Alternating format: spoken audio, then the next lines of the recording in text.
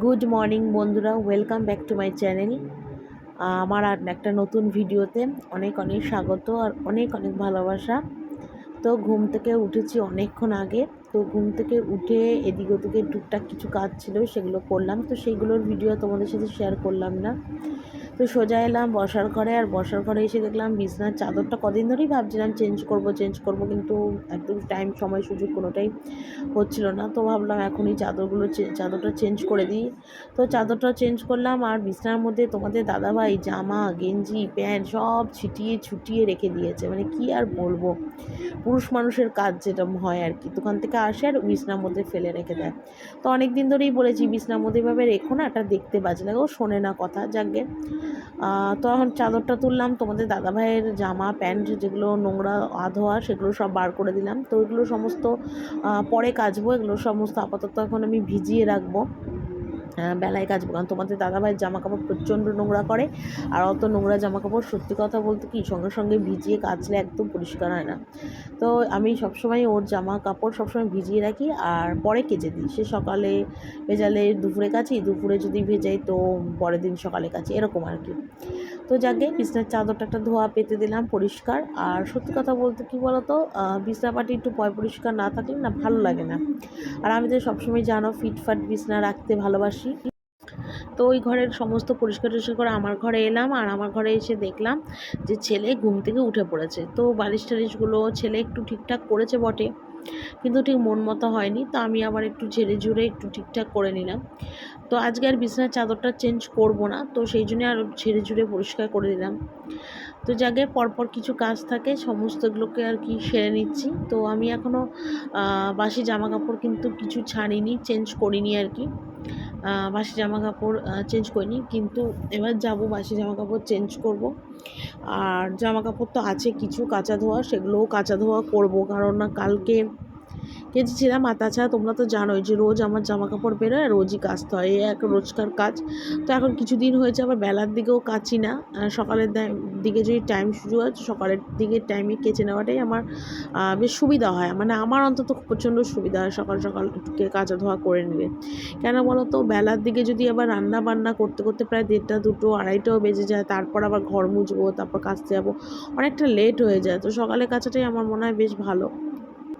তো সমস্ত জামাকাপড় নিয়ে চলে এলাম কাচতে। এখন সমস্ত জামাকাপড়গুলো কাচবো, আর তোমাদের দাদাভাইয়ের যে জামা প্যান্ট তারপরে বিছনার চাদরটা তুললাম সেগুলো সমস্ত ভিজিয়ে রাখবো। ওগুলো আর এখন কিচ্ছু কাচবো না, আর আপাতত আমারগুলোই শুধু কাচবো আর ছেলেরগুলো। তো এক এক করে এখন ছেলেরগুলোই আগে ভেজাচ্ছে। আর সবসময় না আমি জামা কাপড় আগে ছেলেরগুলোই ভেজাই, তারপর গিয়ে আমি আমারগুলো ভেজাই। মানে আমার ছেলেরগুলো কাচার পর যে সার্ফটা থাকে তার মধ্যে একটু সার্ফ দিয়ে আর আমার নাইটিগুলো কাচি, তারপরে যে সার্ফটা বাঁচে সেটার মধ্যে আরও বিছনার চাদরটা তো আর একটু সার্ফ দিয়ে ভেজাই, এইভাবে আর কি কাচি। আর আমি সার্ফ এক্সেল ইজিতেই বেশিরভাগ কাচি। তো সার্ফটা খুবই ভালো সার্ফটা, মানে অল্প দিলে না বেশ ঘন সার্ফ হয়, আর নোংরাটাও খুব তাড়াতাড়ি করে বেরিয়ে যায়, গন্ধটাও খুব সুন্দর সাবানের। আর কালারটাও না ডিসকালার খুব একটা হয় না। সবসময় আমি এটাই ইউজ করার চেষ্টা করি। তো অনেক সময় দেখো সার্ফ এক্সেল ইজিটা না পেলে না, তখন তোমাদের দাদাভাই নিয়ে আসে আবার সানলাইটের গন্ধটাও ভালো, কিন্তু সানলাইটটা কী বলো তো, মানে খুব একটা নোংরাটা না ঝপ করে যায় না, কিন্তু এই সার্ফটায় না ঝপ করে খুব নোংরাটা উঠে যায়। আর আমি যেহেতু সঙ্গে সঙ্গে ভিজি সঙ্গে সঙ্গে কাচি, আর আমারটা অতটা নোংরা খুব একটা হয় না, তো রোজকার জামা কাপড় রোজ কাচি। তো সেই জন্যে এটাই বেটার আমার মনে হয়। তো যাকে কাঁচা ধোয়াগুলো এখন করে নিই পরপর আর কি।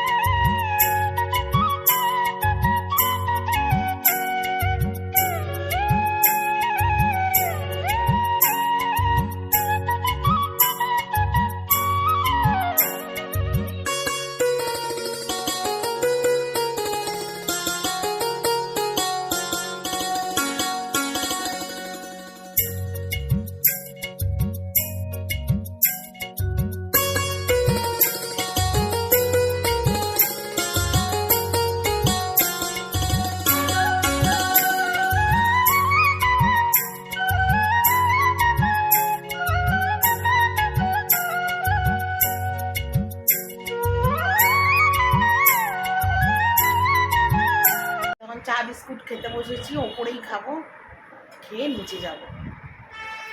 দেখি কি বাজার হাট করেছে না করেছে, একবার ওপরে কাজগুলো সেরে নিচে যাবো। চলো চাটা খেয়ে নিই। কি বাজার এনেছে দেখে নাও। বেগুন এনেছে, কুমড়ো এনেছে, পটল এনেছে, আলু এনেছে, আর একটা ভালো যে লাউ এনেছে। দেখি কি কাটাকাটি করা যায়, কি রান্না করা যায়।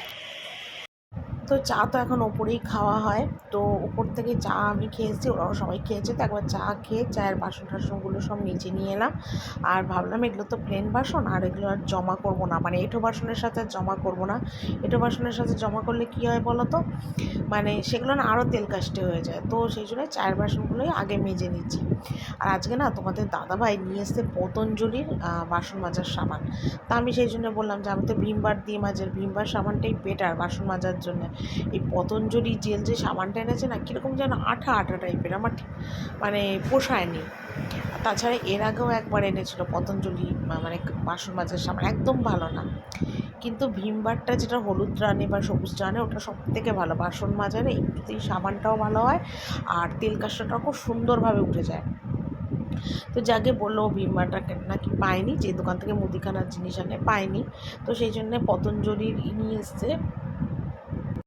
তা আপাতত এখন আমাকে পতঞ্জলি সাবানটা দিয়েই আর কি বাসন টাসনগুলো মাজতে বসতে হবে।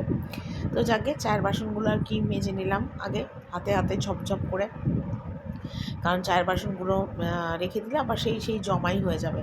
আর আমার না এই সিঙ্কটায় বাসন মাজতে খুব অসুবিধা হয়। তো টুকটাক ছোটোখাটো বাসনই মাজি, বড় ধরনের বাসন তো সমস্ত মেঝেতে বসেই মাজি, সেটা তো তোমরা জানোই। তবে ছোটোখাটো কাপ গ্লাস বাটি, ছোটো ছোটো প্লেট, রুটি খাওয়ার প্লেট, এগুলো আমি মেজে নিই। আর চায়ের বাসনটাও এখানে মেজে নিই, কেন সিঙ্কটা না আমার ছোটো, তো সেই কারণের জন্যে আমার একটু অসুবিধাই হয়। তো যাকে আপাতত আমি এখানেই করছি। তো এবার আমি চায়ের বাসনগুলো গুছিয়ে নিয়ে তারপরে আবার কিছু কাজ আছে, সেগুলো রান্নাঘরে মোটামুটি হাতের কাজগুলো একটু গুছিয়ে নিয়ে তারপর আর কি তরকারিগুলো কাটতে বসবো। একটু কাজটা মানে এগিয়ে পিছিয়ে না নিলে না, মানে হুট করে মানে কাটতে বসলে রান্নার ব্যাপারটা এসে যায়, তখন খুব অসুবিধা হয়। তো সেই জন্যে আগে কিছু টুকটাক কাজগুলোকে সেরে নিয়ে তারপর আর কি একদম তরকারি কাটতে বসবো, সোজা রান্না বসিয়ে দেবো। তাহলে মোটামুটি গুছিয়ে কাজ করলে সময়ের সাপেক্ষে টাইম মতন কাজটাও আমার আর কি ঠিক মতো আর কি হয়ে যাবে।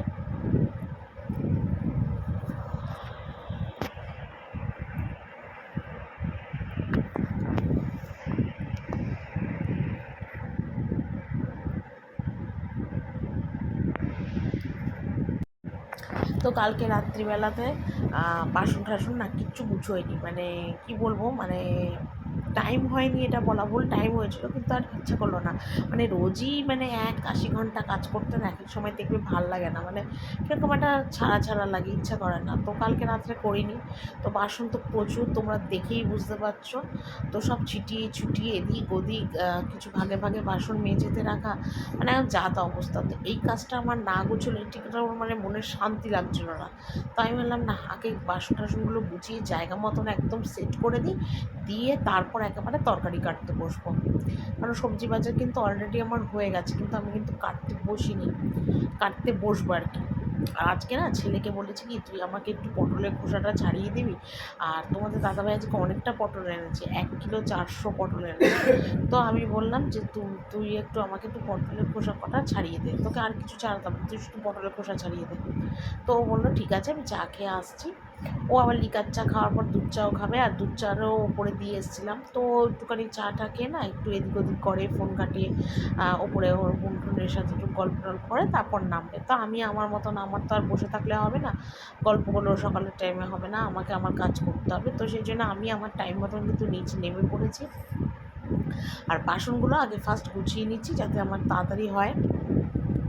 আর তোমরা তো জানোই যে বাসন আমার আবার এক জায়গায় রাখার নয়, 4 জায়গায় বাসন রাখা, কিছুটা শোকেসে ঢুকবে, কিছুটা চারটাকে আসবে, কিছুটা গামলা ঝুড়িতে যাবে, এরকমভাবে আর কি সমস্ত বাসন রাখার ব্যাপার। তো সেই জন্যে, আর তাছাড়া বাসনের জলে না রান্নাঘরটাও জল মতো হয়ে গেছে। তো ওটাও একটু হালকা করে মুছে নেবো, নিয়ে তারপর আর কি বাকি কাজ করবো। আর বাসন এত জমে গেছিলো যে মানে ওরমভাবে বাসন রেখে দিলে রান্নাঘর একটা দেখতেও কীরকম বিচ্ছিরি লাগছে, ছিটানো ওঠানো। তো আমার এরকম ভালো লাগে না, আমি আমার মতো সুন্দর করে গুছিয়ে টুচিয়ে নিলাম। তো তোমাদের দাদাভাই আমাকে এক ফাঁকে এসে আবার বললো যে কখন তুমি রান্না বসাবে, কখন কি করবে, তুমি বাসন গুছোচ্ছ? আমি বললাম না, বাসনটা গুছিয়ে নিই, আর রান্না করার সময় এই বাটি, এই গামলা, এই ডেচকি, এই হাতা খুন্তি সব কিছু লাগে। আর তখন যদি মানে সব বাসনের মধ্যে এরকম চাপা পড়ে থাকে না, মানে একটা বাসনে একটা খুব অসুবিধা হয়। তো সেই জন্যই সকাল সকাল বাসনটা গুছিয়ে নিলাম। দেখো আজকে কিন্তু অনেক দিন পর আমি আর আমার ছেলে দুজনে মিলে সবজি কাটতে বসেছি। তোমরা নিশ্চয়ই অবাক হয়ে যাবে যে আমার ছেলে কি তরকারি কাটছে নাকি। না, ও কিন্তু তরকারি কাটছে না। এই যে লাউ এনেছে, লাউয়ের ডাল করব, তো লাউয়ের খোসা টোসাগুলো সব আমি ছাড়িয়েই পিস করছি। ওকে শুধু বলেছি তুই একটু পটলের খোসাটা ছাড়িয়ে দেবো, মেশিন দিয়ে ঝপাঝপ পটলের খোসাটা ছাড়িয়ে দেবে, আমার একটু সুবিধা হবে আর কি। কিন্তু ও কিন্তু পটলের খোসাটাও কিন্তু পুরো ছাড়াতে পারেনি, কারণ ওর বাবা আবার পুজো করছে, ওর বাবা আবার ডাক দিয়েছে যে একটু ঠাকুরের কপালে সিঁদুর পরে আয়। তো ওই জন্য চলে গেল। তারপর ওর বাবা যাওয়ার সময় না, ওর বাবাকে গেট অব্দি পৌঁছতে যায়, তারপর ওর বাবাকে জলের বোতলে জল ভরে দেয়, তারপরে ওর বাবার জামা প্যান্ট এনে দেয় ওপর থেকে, এইসব টুকটাক ওর বাবার পিছন পিছন থাকে। তো সেই জন্য আর পুরো পটলের খোসাটা কিন্তু ছাড়িয়ে দিতে পারিনি, আমি কিন্তু অর্ধেকের বেশি পটলের খোসা ছাড়িয়ে নিয়েছি।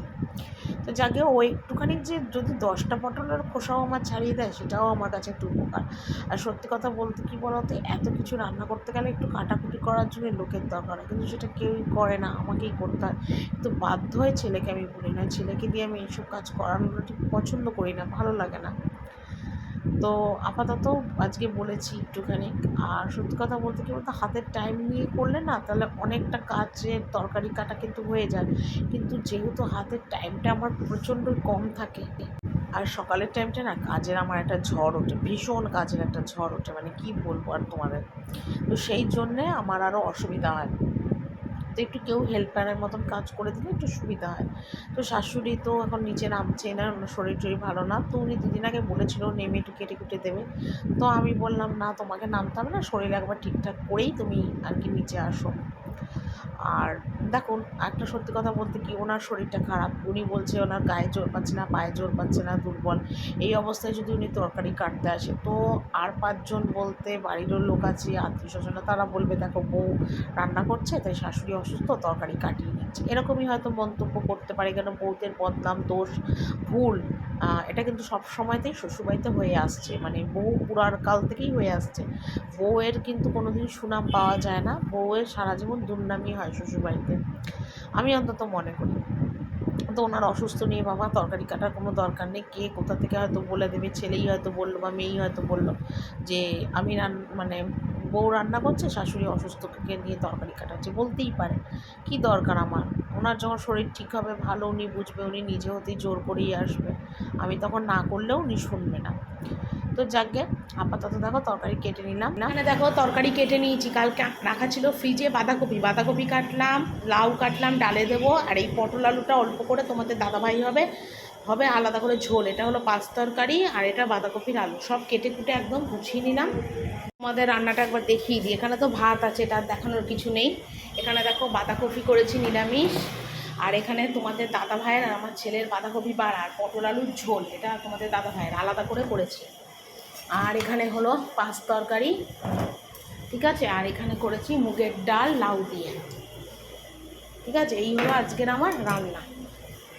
তো দেখো রান্নাঘর একদম ঝাড় ঠাট দিয়ে, এদিকে তোমার জল দিয়ে ধুয়ে দিয়েছি, রান্নাঘরে গ্যাস ট্যাস ওভেন সিঙ্ক বাসন মাজার জায়গা সমস্ত জল দিয়ে ধুয়ে পরিষ্কার করে দিয়েছি, রান্নাবান্নাও কমপ্লিট।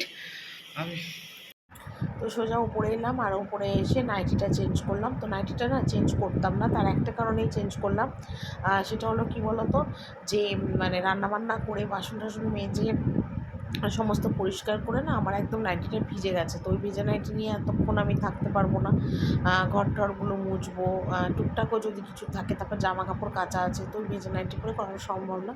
তো রোজই বেশিরভাগই আমি মানে রান্নাবান্না বাসন টাসন মেজে এসে নাইটিটা চেঞ্জ করি। আর তাছাড়া আরেকটা কী কারণ বলো তো নাইটিটা চেঞ্জ করার, মানে মানে কী বলবো, ধোয়া পড়েই আমি ঘরে আর কি ঢুকি, একটু বিছনায় বসার হলে বসতে পারি, ওই এঁটো কাটা বাসন মেজে তারপরে করে আমার ঠিক ভালো লাগে না, যে ওই নোংরা জামা কাপড়ে এসে আবার বিছনায় বসবো, ভালো লাগে না। সেই জন্য একবারে হাত পা ধুয়ে নাইটিটা চেঞ্জ করেই আমি একবারে ঘরে ঢুকি।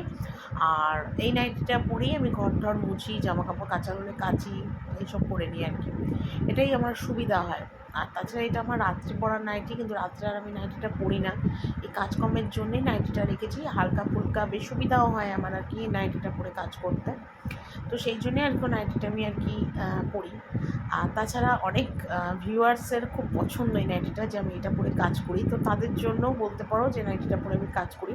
আর তাদের যাতে আমার ভিডিওটা দেখতে ভালো লাগে, তো সেই কারণে তো সবার কথা চিন্তা করে নাইটিটা আর কি পরা, কারণ তাদের মানে আমার ভিউয়ার্সদের প্রচণ্ড ভালোবাসে এই নাইটিটা পরতে।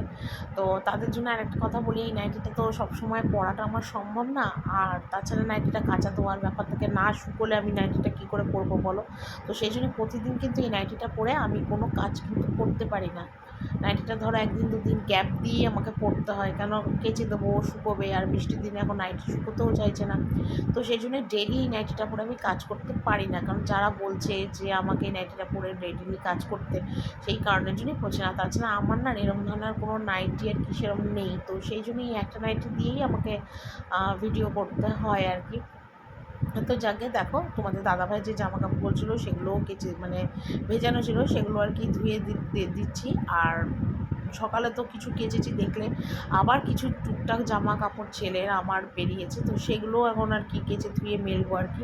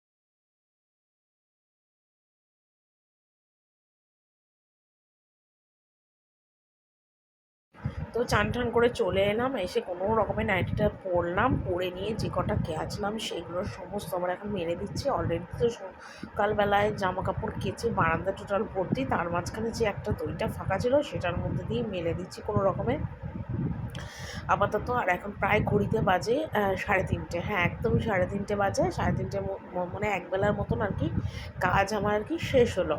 এখনও বাকি আছে, চুল আঁচড়াবো, সিঁদুর পরবো, খেতে যাব, ছেলের জন্যে টিফিন করব, এখনও এতগুলো কাজ কিন্তু আমার বাকি রয়েছে। তারপর ননদ গেছে এখন আমার স্নানে, তো ও চান করে এলে তারপর শাশুড়ি, আমি, ননদ তিনজন আর কি খেতে যাব নিচে। আর এখন দুদিন ধরে আমার শাশুড়ি নিচে যাচ্ছে, খেতে যাচ্ছে, কিন্তু এমনি চা খাওয়ার হলে ওপরেই সকালে খায়। আর একসাথে আর কি খাবো। তো খেয়ে উঠে আস্তে আস্তে আমার প্রায় 5টা করি 5:30, কোনো ঠিক নেই, এরকম টাইমই হচ্ছে আর কি প্রতিদিন। একদম মানে কি বলবো, সব কিছুই বলতে পারো একদম বে টাইমে চলছে আমার। সন্ধ্যেবেলা এখন নিচে এলাম, ছেলেকে দুধ কেলক্স করে দিলাম, ছেলে দুধ কেলক্স খেলো, খেয়ে নিচে এলাম একটু চাউমিন করবো।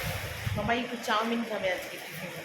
এই এখন ঘড়িতে 6:30 7টা বাজে, যখন চাউমিন ঘরেই ছিল চাউমিনগুলো, এই জন্য চাউমিন নিয়ে এসেছি, মানে ঘরেই ছিল আর কি, তো বার করলাম প্লেন আলু দিয়ে একটু টিফিনের মতন, এই যে আলু কেটে নিয়েছি দেখো ডুমো ডুমো করে। আর চাও সবার খাওয়া হয়ে গেছে, তো একটু চাউমিন করবো আলু দিয়ে। তো অনেক দিন হয় না, একটু টিফিন হালকা কিছু খাওয়ার ইচ্ছে হয়েছে আর কি, ঝাল ঝাল করে চাউমিন, তো সেটাই করবো। তো চলো চাউমিনটা করে নিয়ে আসি।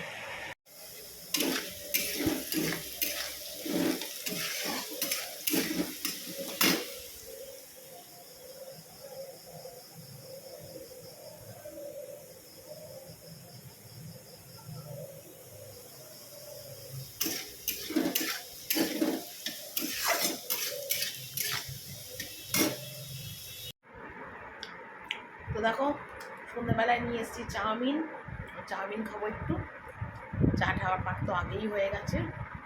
তো চলো চাউমিনটা একটু খেয়ে নিই। তো নিচে এলাম, এসে দেখো এখানে গরম জল বসিয়েছি, গরম জল এখানে বসিয়েছি। আর এখানে দেখো 3 বোতল জল ভরলাম। আর দুপুরের দিকেই তো সমস্ত মানে সকালেই বাসন টাসন গোছানো হয়ে গেছে। আর ইন্ডাকশন ওভেনে দেখো একটা জল বসিয়েছি। আর ছেলেকে একটু আজকে পরোটা করে দেবো, তো তার জন্য দেখো আটা মেখেছি, ঠিক ছেলের মতনই আটা মেখেছি, পরোটা করে দেবো সেই জন্যে।